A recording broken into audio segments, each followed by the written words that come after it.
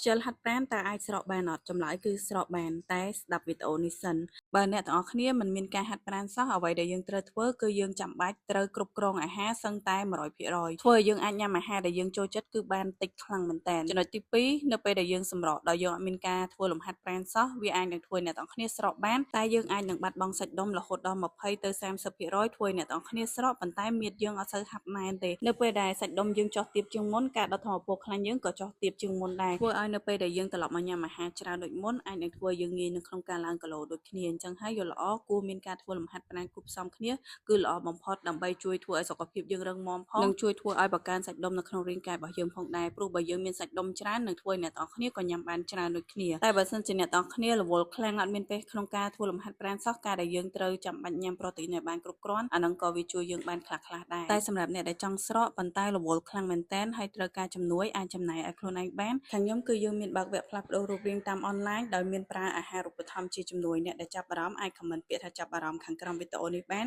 ខ្ញុំផ្ដល់ព័ត៌មានលម្អិតជូន